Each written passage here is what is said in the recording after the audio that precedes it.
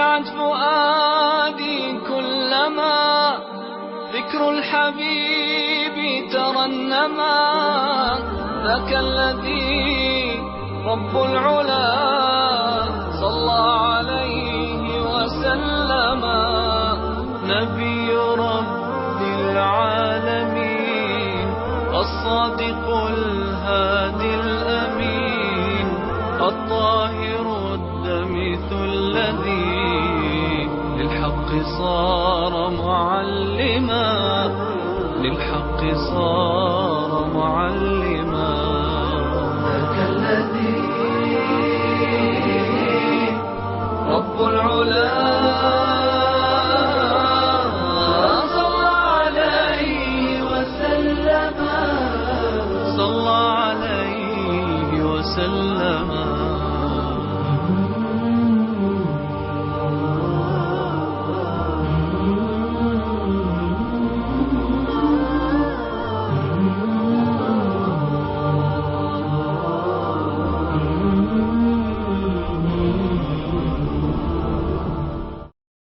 Битва при Хунейне. После завоевания Мекки, после того, как Аллах довел свою милость до рабов своих, и люди стали принимать ислам толпами, пророку, да благословит его Аллах и приветствует, стало известно, что все племена смирились с произошедшим. Не смирились лишь несколько племен. Племена Хауазин и Сакиф. К ним присоединились и некоторые другие племена арабов. Они желали сражаться против пророка. Гордыня подталкивала их на грех. Собрав столько бойцов, сколько было возможно, они вышли для встречи с пророком. Это произошло в месяце Шавваль в 8 году по хиджре. Пророк провел в Мекке 19 дней, а затем повелел сподвижникам подготовиться к походу и сражению против арабов из племени Хавазин. Вместе с пророком для открытия Мекки пришло 10 тысяч подготовленных бойцов. К ним присоединились 2000 мужчин, новопринявших ислам. Все они вышли для сражения против племени Хауазин, которое возгордилось и не смирилось с произошедшими событиями. Племя Хауазин двинулось в поход, взяв с собой и своих женщин, и детей, и стада, и все свое имущество.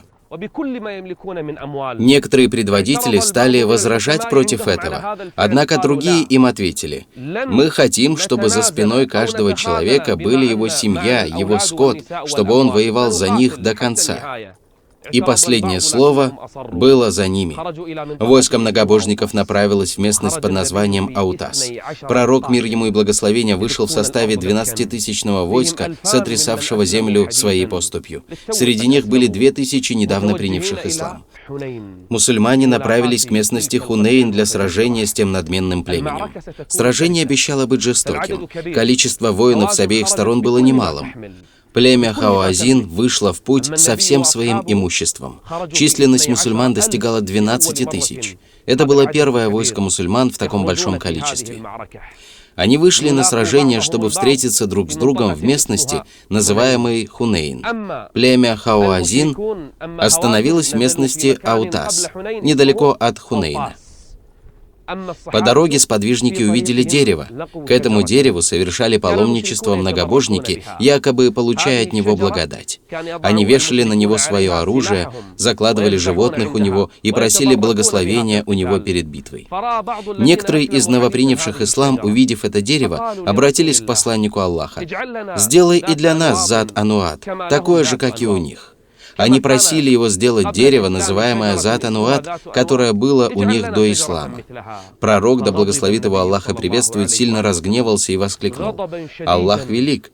Это все обычаи прошлого. Клянусь тем, в чьей длани моя душа, вы сказали то же, что сказал народ Мусы ему: сделай нам такое же божество, как у них». Это действие не относилось к поклонению Аллаху. Ведь люди сделали дерево божеством, которому поклонялись наряду с Аллахом. Сделай нам такое же божество, как у них. Воистину, вы народ невежественный, и станете исследовать обычаям людей, живших до вас. Даже если они войдут в нору ящерицы, то и вы последуете за ними», — сказал пророк им. Он очень разгневался, услышав от них эти слова. Да, они не стали вероотступниками, так как были невежественны. Однако смысл этих слов был неприемлем и опасен. Неужели пристало человеку просить благословения у неодушевленной вещи или дерева? Сподвижники продолжили путь. Они хотели сломить силу этого возгордившегося племени. Один из сподвижников сказал: «Мы не потерпим сегодня поражения из-за малочисленности. Нас много, и никто не сможет победить нас», словно говорили они. Количество воинов в армии мусульман вызвало у них неумеренный восторг. Пророка обеспокоило это, однако он продолжил свой путь к месту встречи с племенем Хауазин в местности Хунейн.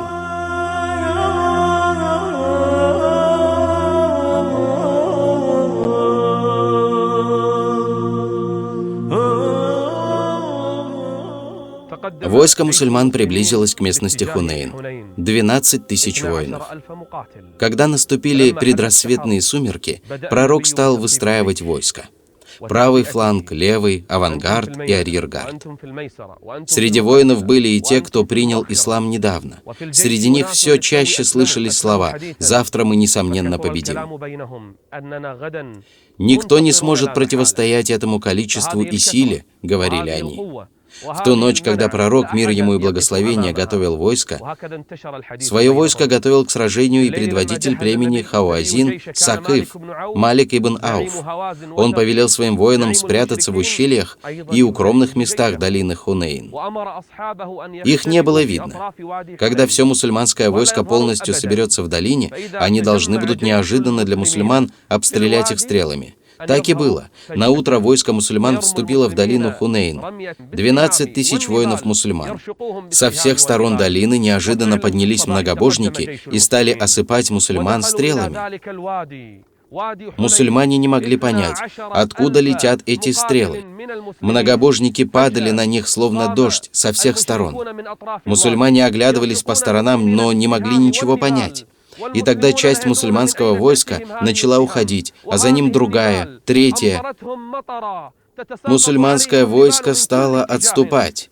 С криками все больше мусульманских воинов убегали от многобожников. Пророк стал призывать их: «Я посланник Аллаха, бегите ко мне! О рабы Аллаха, я посланник Аллаха!» Однако никто не слышал его. Крики стали более громкими. Люди все бежали и бежали. Один из новопринявших ислам даже сказал: «Кончилось колдовство». «Они будут так бежать до самого моря», — говорил другой. А люди все бежали.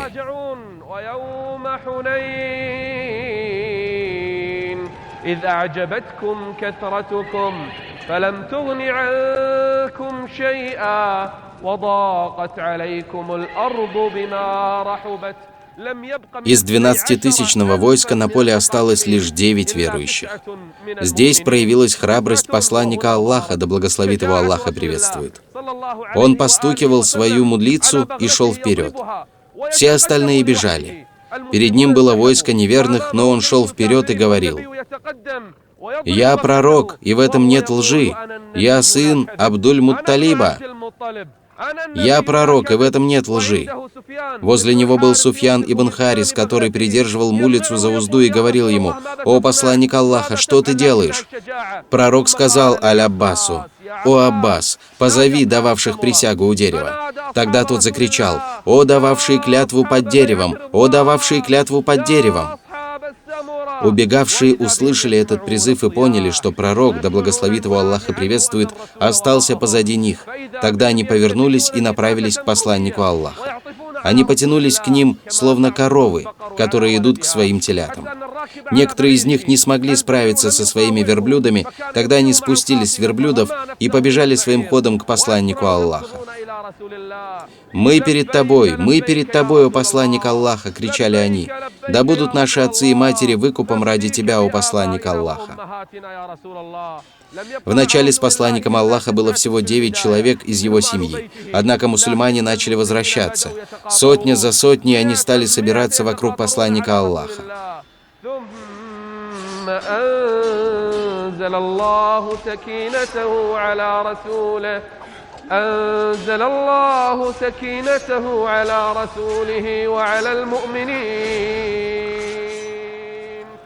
Начали спускаться ангелы.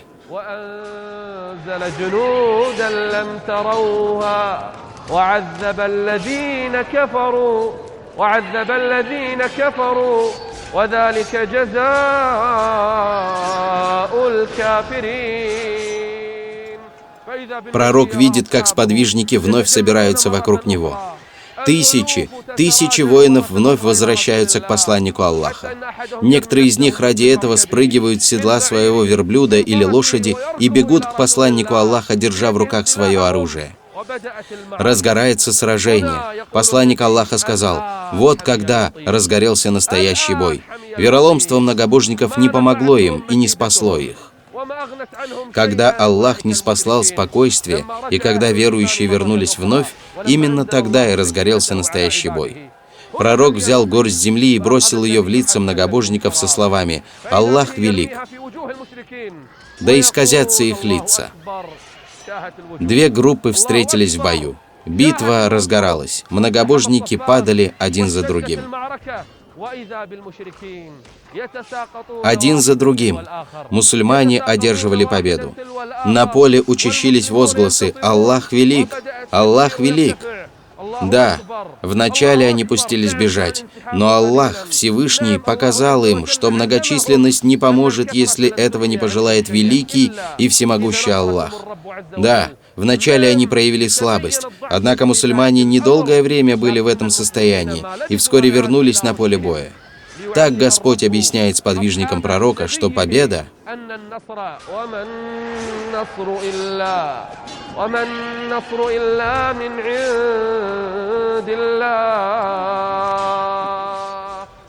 Многобожники дрогнули, ряды их начали редеть.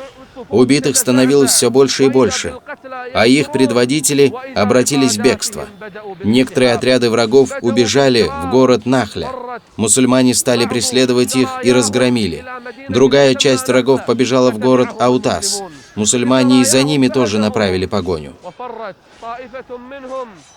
Что же касается большей части войска, то, повоевав с мусульманами, они поняли, что нет у них силы и мощи противостоять мусульманам, которые воевали, желая благ последнего дня и рая. Они не желали ничего из благ этой жизни. Большая часть войска неверующих убежала в Таиф.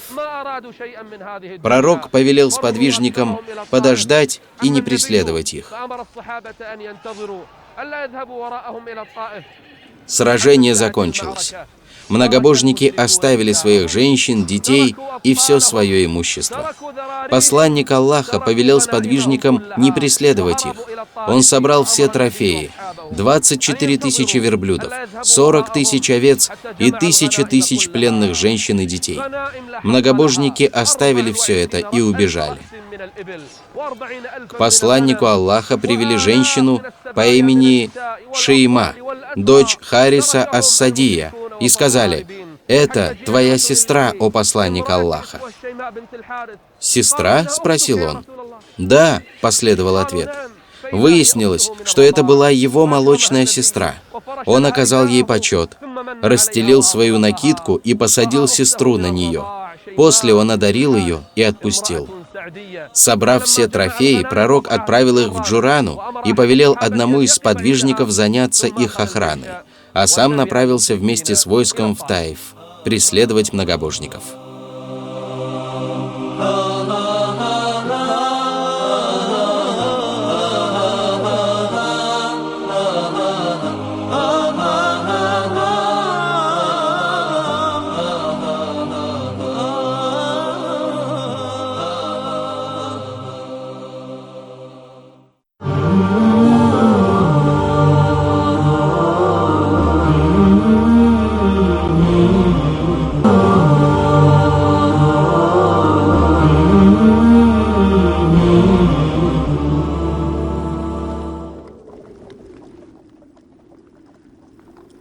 Мусульманское войско отправилось в сторону Таифа.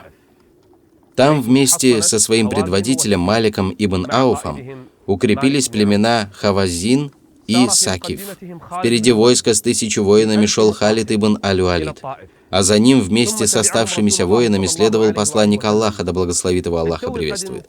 Посланник Аллаха только-только закончил одно трудное сражение, но вот прошло совсем немного времени, как он направился на следующее, которое было как бы продолжением предыдущего.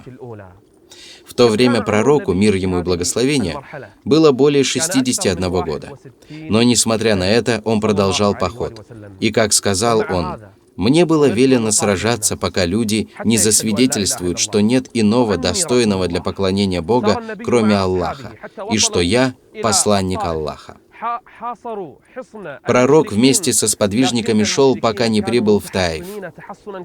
Мусульмане осадили укрепления многобожников, однако многобожники укрепились в большой крепости. Они обстреливали мусульман из стрел.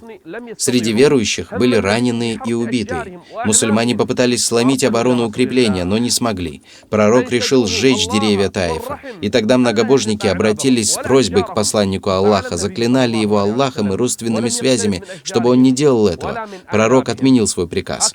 Пророк вместе со своим войском осаждал Таиф, по некоторым источникам 20, а по другим 40 дней. А после было решено направить к многобожникам такое послание: «Кто спустится к нам, тот свободен ради Аллаха». Этот человек объявлялся свободным, и ему ничего не делали. К мусульманам спустилось 23 человека из племени Сакиф и Хауазин. Они сдались посланнику Аллаха. Пророк, мир ему и благословение, отпустил их и распределил беглецов среди мусульман, чтобы те позаботились о том, чтобы бежавшие вернулись на родину. Пророк заставил дрожать ряды многобожников. Мусульмане пытались пробить брешь в укреплении, но не смогли, а многобожники все так же хорошо держали оборону. Тогда пророк, мир ему и благословение, сказал сподвижникам: «Воистину, завтра мы уезжаем». Расстроились сподвижники. «Как? Мы уедем, не одержав победу над ними?» Посланник Аллаха ответил им: «Хорошо, тогда завтра выходите в бой». Сподвижники так и поступили. Они пытались пробить брешь в крепости, однако многобожники забросали их стрелами, и укрепление не далось мусульманам. Пророк вновь сказал сподвижникам: «Завтра мы уезжаем, если пожелает Аллах». Сподвижники согласились, и наутро мусульмане тронулись в обратный путь. В пути пророк произносил: «Мы возвращаемся, каемся, поклоняемся Господу нашему и воздаем Ему хвалу». Один из подвижников обратился к посланнику Аллаха: «О посланник Аллаха, призови Аллаха против племени Сакиф». Однако посланник Аллаха, да благословит его Аллаха, приветствует, сказал: «О Аллах, направь племя Сакиф на истинный путь и приведи их к нам».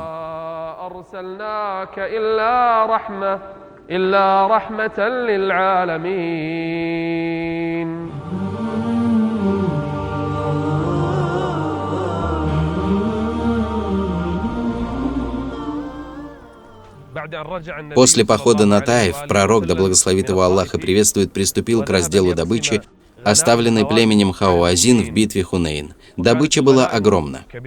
Посланник Аллаха начал с предводителей и старейшин племен. Абу Суфьяну ибн Харбу он дал 100 верблюдов и 40 уки серебра. Тогда Абу Суфьян спросил: «А мой сын Язид? А мой сын Муавия?» Тогда пророк отдал им по столько же.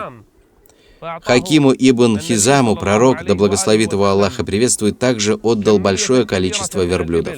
Тот сказал: «Добавь мне еще», и пророк добавил ему столько же. Пророк начал отдавать добычу старейшинам и знати в таком количестве, что люди даже стали говорить: «Воистину, Мухаммад дает как человек, который не боится обеднеть». В то время как пророк, да благословит его Аллах и приветствует, распределял трофеи, вокруг него собрались бедуины. Они окружили его так, что начали теснить, и его накидка, запутавшись в ветвях дерева, упала. Тогда он сказал: «О люди, отдайте мою накидку. Клянусь Аллахом, если бы у меня было столько же благ, сколько есть в Тихаме деревьев, я обязательно разделил бы его между вами, не оставив от них ничего, и вы не нашли бы меня ни скупым, ни малодушным, ни лжецом». وَإِنَّكَ لَعَلَى خُلُقٍ عَظِيمٍ.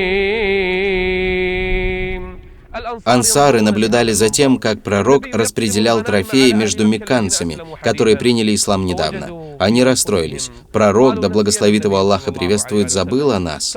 Он оставил нас и пошел к своему племени. Поэтому к пророку направился Саад ибн Убада и сказал: «О посланник Аллаха, ансары расстроились, так как ты распределил трофеи и забыл о них». «А каково твое мнение, о Саад?» — спросил его пророк. «Я всего лишь человек из своего племени», — ответил он. Он был солидарен с ними. Тогда посланник Аллаха повелел ему собрать ансаров. Люди собрались. Среди пришедших были и некоторые из мухаджиров. Им было позволено остаться. Когда же попытались прийти другие мусульмане, пророк запретил им это. Это было собрание для ансаров.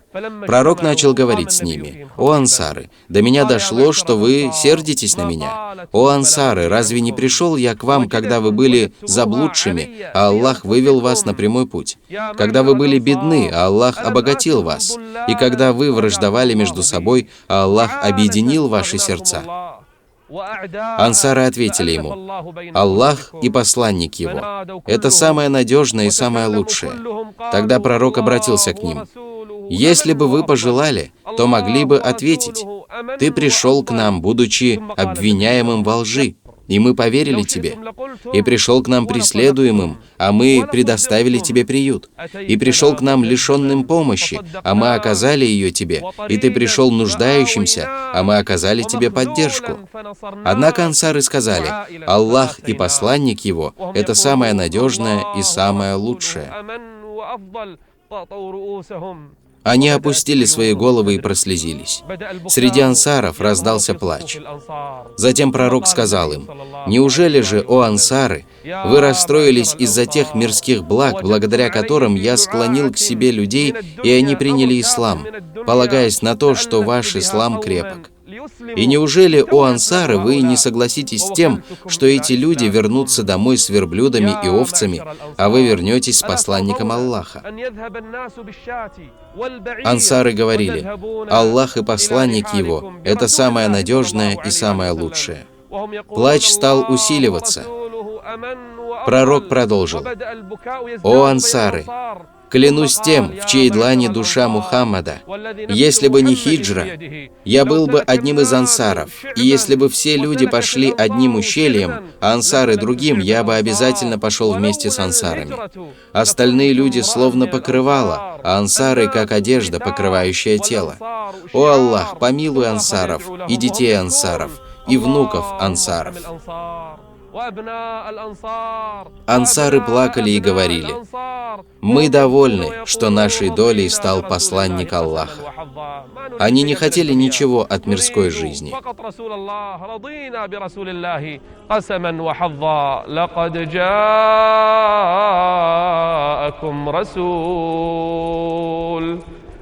لقد جاءكم رسول من أنفسكم عزيز عليه ما عنتم حريص عليكم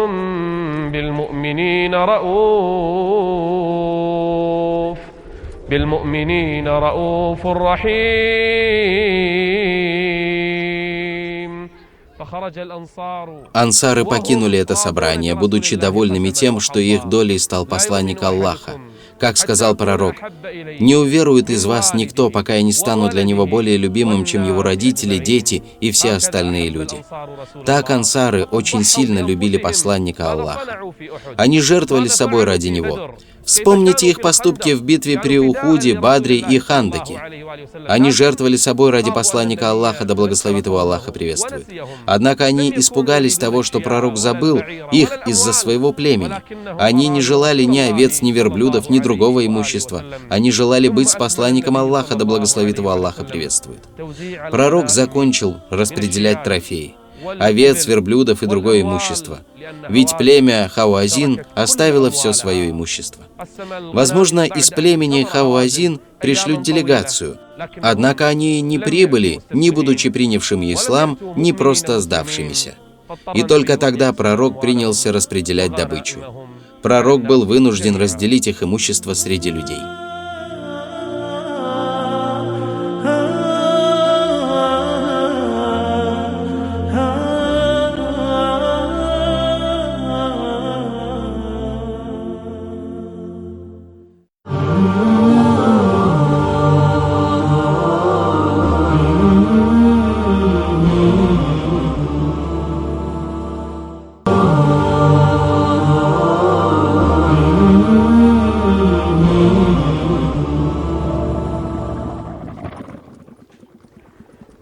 После того, как пророк закончил распределение трофеев, к нему пришло племя Хауазин. Они уверовали и приняли ислам. Пророк дал им возможность выбора, или трофеи, или пленные. Они, конечно же, решили вернуть своих плененных соплеменников. Они сказали посланнику Аллаха: «Воистину, среди них есть наши дочери, матери и тети. Так освободи же их». Пророк освободил всех плененных хауазинитов, которые принадлежали ему и роду Бану Абдуль-Мутталиб. Он сказал: «Однако другие плененные не находятся в моей власти». Но сподвижники, увидев, что пророк освободил всех плененных хауазинитов, взяли с него пример и освободили всех. Эта религия ислам не была дана Аллахом ради имущества или других мирских услад. Воистину, она была дана как милость для миров. После этого пророк, да благословит его Аллах и приветствует, совершил малое паломничество и вернулся в Медину. В этом году началось очищение Аравийского полуострова от идолов. Пророк стал посылать во все концы Аравийского полуострова отряды. Он направил отряды во главе с Амром ибн Аль-Асом к племени Хузейль. Это племя поклонялось идолу Сува. Когда Амр ибн Аль-Ас достиг этого племени и встретился со служителем идола Сува, тот спросил его: «Что ты собираешься делать?» «Хочу разрушить его», — ответил ему Амр. «Ты не сможешь сделать этого», — ответил ему служитель. Люди племени Хузейль боялись этого идола. Тогда Амр сказал ему: «Что с тобой? Ведь это всего лишь камень, не причиняющий ни вреда, ни пользы». Амр стал крушить его и повелел сподвижникам делать то же самое. Они свалили идола на землю. После этого служитель этого идола и другие люди приняли ислам. Также пророк направил Саада ибн Зейда разрушить идола Манат, находящегося у берега моря, и он разрушил его. Али ибн Абу Талиб во главе 150 воинов был отправлен пророком к племени Тай. Люди этого племени начали сражаться с ним, однако он смог противостоять им и разрушил идола по имени Кульс. Али привел пленных и принес трофеи посланнику Аллаха, да благословит его Аллах и приветствует. Среди арабов в то время была очень известная семья — Хатима ат-Таи. Он был щедрейшим из арабов. Среди плененных Али была семья и Хатима. Ади ибн Хатим бежал в Шам, однако его сестра осталась в Медине, в городе посланника Аллаха. В первый же день она стала просить посланника Аллаха: «О посланник Аллаха, моего брата нет со мной, а отец умер. Я же почтенная старуха, которая не может работать.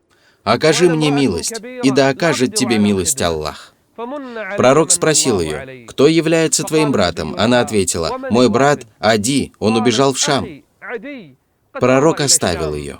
Она подошла к нему на второй день, а пророк знал, что она является дочерью Хатима ат-Таи, самого щедрого араба. Она вновь обратилась к нему: «О посланник Аллаха, моего брата нет со мной, а отец умер. Окажи мне милость, да окажет тебе милость Аллах». Затем она пришла на третий день, и посланник Аллаха оказал ей милость и освободил ее. Али ибн Абу Талиб обратился к ней: «Попроси посланника Аллаха дать тебе верховое животное». Она попросила об этом посланника Аллаха, и он проявил щедрость и дал ей его. Она поспешила в Шам к своему брату. Прибыв, она сказала ему: «О Ади, поспеши и езжай к посланнику Аллаха. Клянусь Аллахом, он сделал то, чего не сделал бы даже отец. Так поезжай же к нему, о Ади». Их отцом был Хатим ат-Таи, а пророк был щедрее, чем он. Ади ибн Хатим поехал к посланнику Аллаха в Медину. Прибыв к пророку, он увидел, что посланник Аллаха читает слово Всевышнего Аллаха. اتخذوا أحبارهم ورهبانهم أربابا من دون الله. Ади сказал ему: «Мы не поклоняемся ему, посланник Аллаха. Разве они не запрещают вам разрешенное, и вы следуете этому?